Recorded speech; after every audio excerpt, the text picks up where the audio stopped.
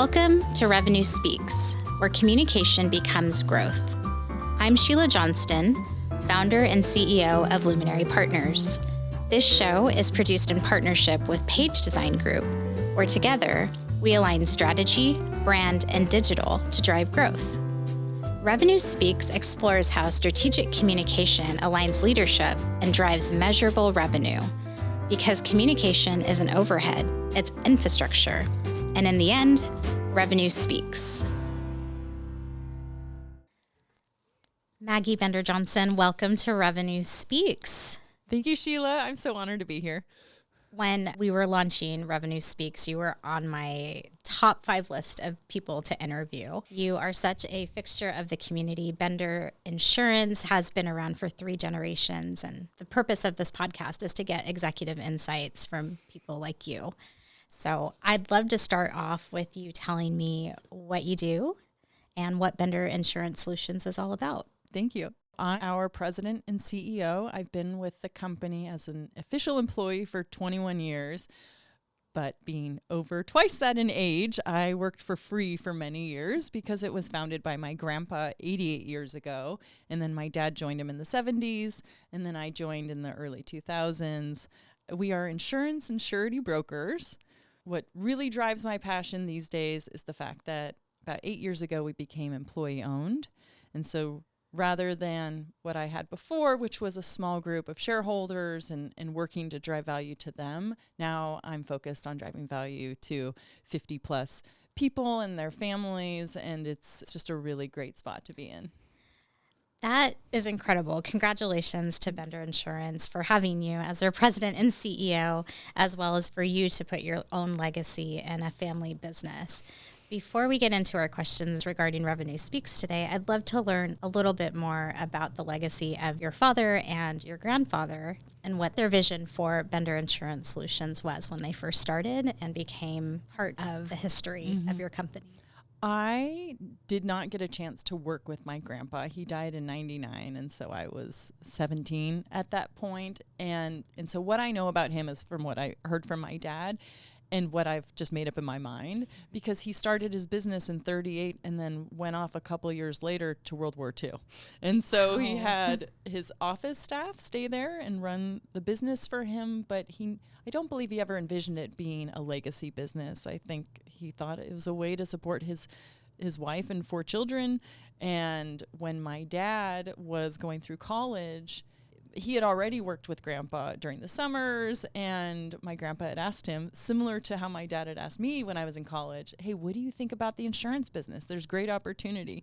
And my dad, similar to me at that point, said, nah, I'm good. He was interested in finance and then later law, but he did join my grandpa's business. And then 30 years later, the same story for me. I think he would have been very pleased to have his kids come in, but he was looking at a lot of options because there wasn't a clear successor or a very interested next gen until I came on board. Yeah. Well, speaking of you getting on board, recently you posted a announcement from when you became an employee of the company. Can you share what that was? Oh, sure. For our listeners? Yes. So for my 20th anniversary, I shared a birth announcement that my father's employees made for him when I was born. And in insurance, our salespeople are called producers. And so it said my job title was producer and how old I was, and so cute. I agree. Early in my life, I thought, absolutely, I'm going to go work for the family business. But insurance is not the most exciting or sexy profession. And I saw how much my dad worked. And so I was trying to find a different path. But I'm so happy I was not successful on those other paths, and that I could come and work with my dad for, I think it was 17 years. Well, I ask you that question because we're talking about how communications is infrastructure in organizations. And when you have communications valued as a revenue generator, it really shows in the success of a company. And as a family-owned business, your dad promoting the birth of you really showed what he was going to be invested in as far as the future and success of Bender Insurance. I would like to get into our questions on that note because you are now president and CEO and have been for 8 years, correct? What's something about your role or your organization that most people wouldn't expect? We're very unique in the fact that we are 100% employee owned. I'm not aware of too many other insurance firms. I'm part of many groups that are insurance focused, and it's about selling your business for max value. We value other things so much more than making a massive profit. And that's how we run the business now. It's a balance between long-term reward for our employees in driving value to the ESOP shares and making sure when they retire, but also what are we doing today to make them feel really valued as owners. So explain to our listeners who might not know what ESOP is, what is that structure and what are the benefits of that structure in terms of employee culture and, again, future success? An ESOP is an employee stock ownership plan, and it's basically transferring the equity of the business to a retirement plan. And there is a trustee that oversees the interests of all of those plan participants, and we work with that person to evaluate opportunities for our business. But because we run it so well, he's pretty much hands off. The employees don't have to buy in or pay any money, and they don't have a reduction in salary. We didn't take away other benefits. This is just gravy on top of their existing benefits. And when they retire, they're able to cash out their shares. People already have balances well into $200,000. So that can be a significant game changer for anyone, but especially for folks that didn't have the ability to put away a lot for retirement themselves. So you and your company essentially allowed a revenue infrastructure for your employees. Absolutely. How did you decide this was the right thing to do? You're 12 years into your tenure as president and CEO. Was this always something that you wanted, or you just saw that we needed to change to be successful or even more successful? I actually didn't want it initially because there were a lot of misconceptions in my head around what it was and the lack of control that the leadership group would have. And so I spent a lot of time going to conferences and interviewing local ESOP companies to understand what is this, how has it impacted you, and what are some decisions that you wish you had made differently. And so we were evaluating a bunch of perpetuation options. And there were a group of us that were actively buying shares in the business. But you get to a point where you run out of money to get another tranche of shares. We had actually one of our employees say, what if we're an employee-owned business? Well, all of us had heard bad things about it. And so let's just suspend that, open our minds and hearts, and see what this could look like. It just became more and more aligned with the culture we were trying to build. When you're going through this process, both introspection and then announcing it and getting buy-in from your team, what did you find was most helpful by way of communicating the value, dispelling concerns, and even yourself investing in this change that was about to occur? There are about 6,000 ESOPs in our country, and so it is not a commonly understood concept. None of our employees knew what it was. And so it was really important to share as much as we could at that point in time, but then to consistently be transparent and deliver on the promises. Like, it's about building trust. Even today, 8 years into ESOP, we're still proving we're committed to this. We don't want to sell. This is truly for our benefit. Did you have to change much about your communication style? Every day. And how did that show up? It's still a struggle. My personality style is very direct and analytical, and that is not what people need, especially when you're going through a time of change. And so I'm very collaborative with my leadership team in looking at and trying to see all the different angles from which an employee would be impacted or what concerns they might have. We just had a recent change, and even spending hours and hours belaboring over that message, still got stuff wrong. I'm a humble leader. I acknowledge that I don't have all the answers, but I will be relentless in finding the right path forward. And so I think that they see that honesty and consistency and commitment to them, and that makes them feel safe. Do you think that if Bender was not as invested in the communications of value and listening, would the ESOP have been as successfully implemented? No. No? No, well, we would have become an ESOP, But that's where the value would have stopped. It's like, great, we check the box on figuring out what the vehicle is for perpetuation, but we're not seeing any of the upside. And there can be huge upside when you're able to connect the dots for people between their individual performance, the organization's performance, the organization's goals, their personal goals. Like, they're all connected. And so if you can make that clearer for them, it's just beautiful.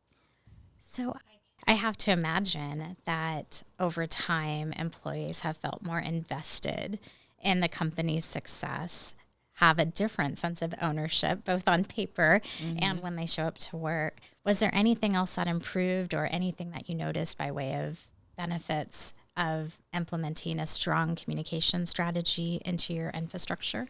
I am a huge fan of feedback. Okay. Our employee engagement surveys were more meaningful. There weren't snipey comments. It was actually, these are ideas to improve our business, because they started trusting that we were taking these seriously. We both need to step up and prove that, we're committed to this, and it's been happening. What about the impact in the community? What did you have to change to get customer buy-in? Bender is a fixture of this region and clients all over the nation. How did you have to change your communication infrastructure to have the buy-in of your customer base?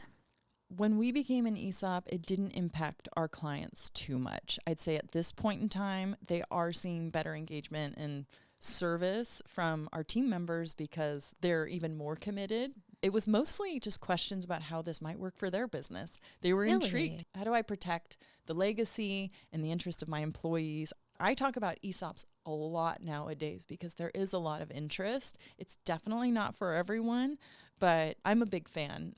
So by shifting your governance structure and your tax structure, you have become expert in ESOPs as a business option. I wouldn't say expert just because my ESOP attorney... Of course, we don't want to make attorneys She's upset. definitely an expert, and I don't get paid what she does. I definitely know enough to share my experience and give someone some direction on how they could learn more. I see this in Bender's communication strategy. Every post that your team puts out is always reflective of the family atmosphere. You're always celebrating a milestone. If it's for a team member, you put on some pretty great employee events as well.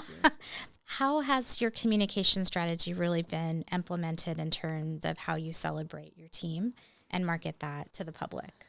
Thank you for the compliment, but it's definitely not where I want it to be, and we're actively working on that right now. Okay. What is the employee experience? What is the customer or client experience? What are the milestones along the way that maybe are unique to our organization that we could recognize? The leadership group read a book together last year called The Power of Moments. Great book. And it was about creating those milestones and touch points that make you feel special. It's like no one else could do this. And so we're trying to figure that out now. I think that we do an okay job. Well, we probably do a great job, but I am never satisfied. But I just see so much potential to do more, and I'm excited that we're focused on that. You're clearly a leader that invests in communications and sees it as infrastructure, which is why you're on this coach today. What would you say to a leader who still sees communication as overhead, that might not invest as much time? What are the downfalls to not prioritizing communications? I don't see any upside to not prioritizing communications. And for me, I didn't share that I went to Utah in November to take an Arbinger Institute communication workshop. And you and I met in Toastmasters. We did meet in Toastmasters. It's a lifelong journey. To that person, I would say, don't have employees. Don't bother, because you're going to miss out on the upside and also just the relationship and intimacy. You shouldn't be a boss then. Do you have a signature communication style that you're really proud of, or an example where communications has saved your vegan bacon? Oh, that's cute. Just earlier today, I had a communication fail that's weighing on me heavy, and it's my confidence is a little shaken. I think that's a great lesson in itself. You can always go back and say sorry. You can. And I'm really good at saying sorry.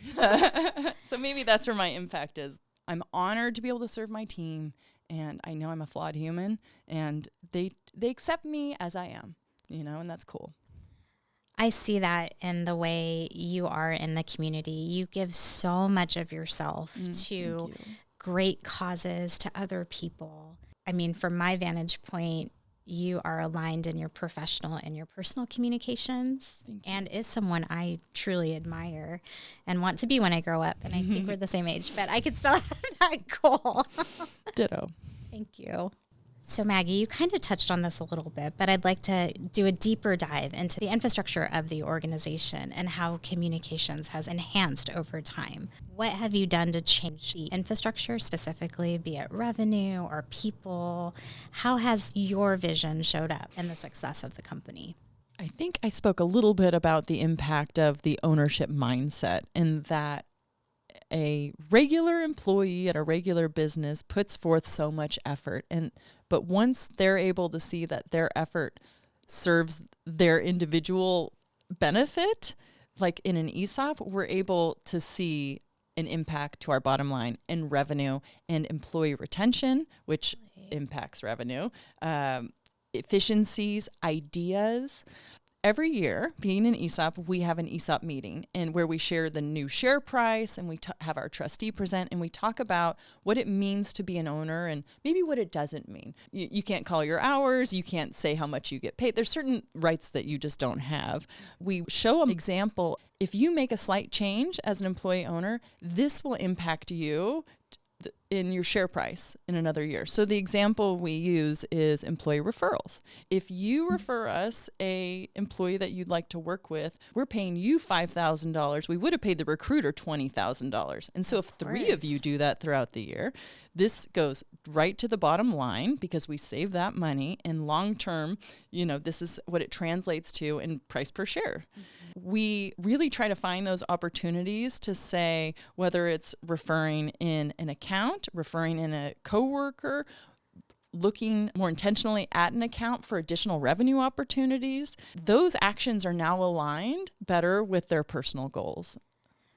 How have you seen that translate into your staff size and how quickly you can hire people? I assume that it's such an attractive offer to your team. So how has your team grown over time with that new benefit of being employee owned? We try to only hire from their referrals whenever possible. It's just not always possible. Of course. So right now we're looking for a unicorn type role, and the guy we're hiring is in Austin and he's moving out here. Wow. We want to encourage that behavior to continue. Even if they refer someone we don't hire, we still recognize and celebrate that at our staff meetings. We let them spin the wheel for cash. It's like, we want more of this behavior, and so we're going to put a lot of energy and excitement behind it.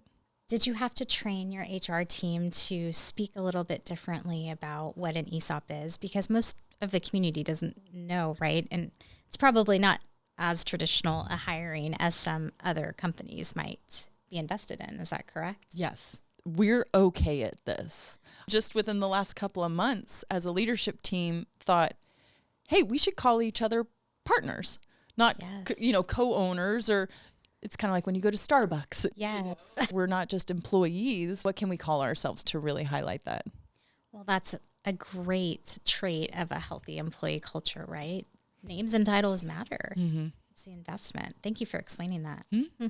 So at the end of every podcast, I like to do what's called a revenue test, which is actually more of a revenue reflection test where you get to just let me know what the first thought that comes to your mind when I ask you 5 questions.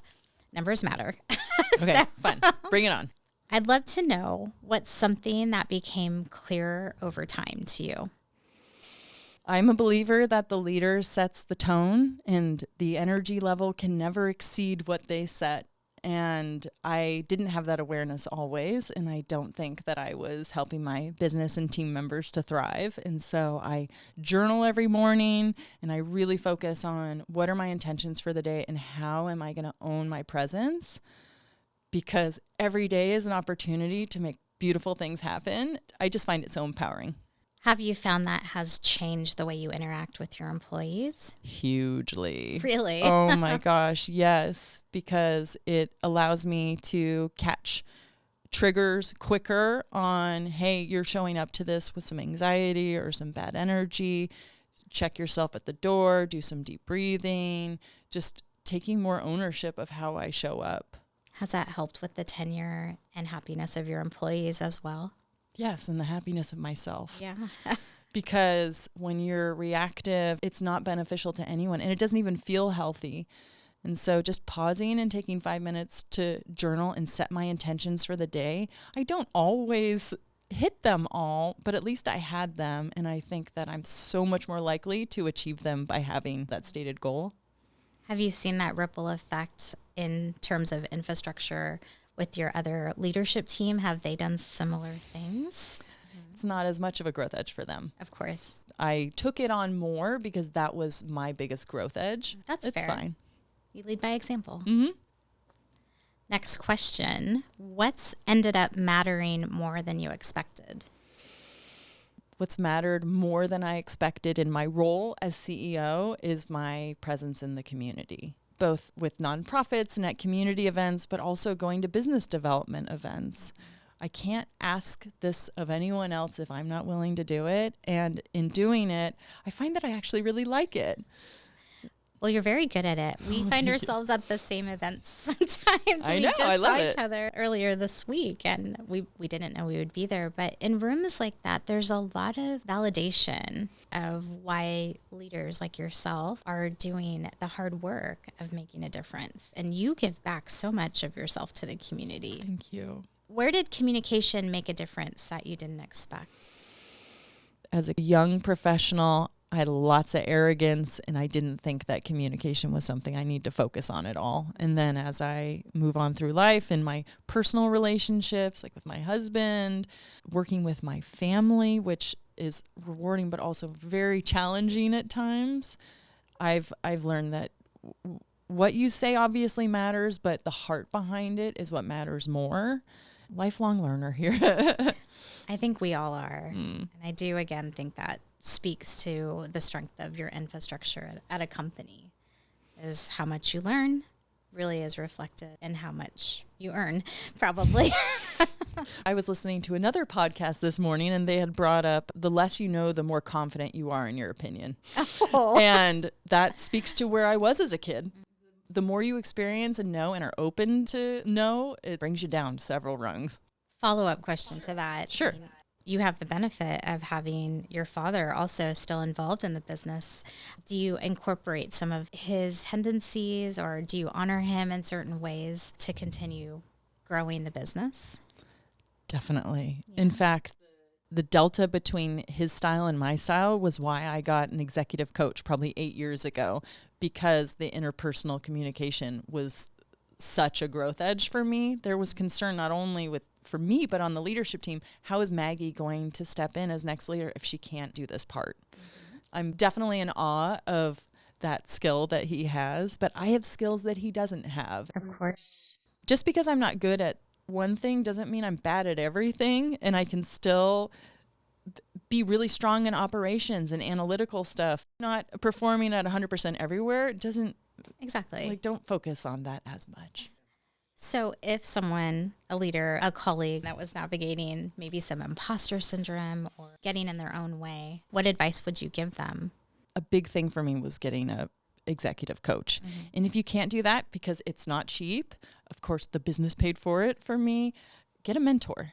And maybe get a couple of mentors in different places of your life and learn how to get better through them. I love that advice. We all have our own blind spots. Mm. It's difficult to admit that we're not good at everything. I'm guilty of that. But it's nice when you can rely on your colleagues, your mentors, to help guide you along the way. I'm a big fan of self-assessments too, all about knowing thyself and having your team take those too. We're big into DISC in our organization, and it's so helpful to be able to see where others are on the big DISC map. It explains so much. Oh, that's why I might be having a little conflict or tension with that person, or maybe why they do these kooky things that drive me crazy. As I've gotten to know myself better, it's allowed me to relate to people better. I'd like you to finish the sentence, Maggie. Okay. Growth comes from hard work.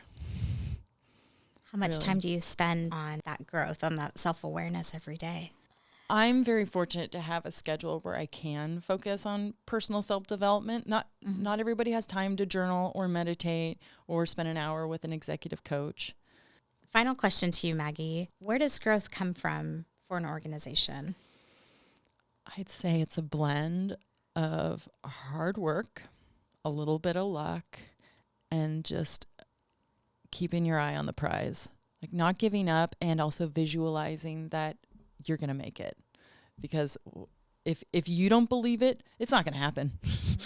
It sounds like positive affirmations, i.e. communications, probably plays a really big role in that, would you say? Absolutely. I love that. Maggie, where can our listeners find out more information about you and Bender Insurance and what they provide? Our website is www.mybis.com. Nice and short. You can also email me, mbender@mybis.com. I'm also active on LinkedIn, so I'd love connection requests. We do specialize in nonprofits, and we're so honored to be part of so many of Sacramento's prominent nonprofits. We also have a big division of construction brokers, manufacturing, healthcare, and real estate. In fact, my background is in real estate. Did not know that. Yes, my book of business is all property managers and property owners. You never cease to amaze me. Oh, well, thank you. So, Maggie, this has been such a thoughtful conversation. Thank you so much for sharing your insight, letting our listeners learn a little bit more about the challenge and the journey that Bender Solutions has been on for 3 generations and where you intend to continue to strengthen the infrastructure through how you show up for your employees and for your community. It really has been a pleasure. Thank you for being here. Thank you. This has been so fun. I'm really honored. Thanks for listening. We invite you to subscribe to this podcast and take our Revenue Alignment Assessment, a short strategic diagnostic for mission-driven executives. You'll find everything you need at revenuespeaks.com because communication isn't overhead, it's infrastructure. And in the end, revenue speaks.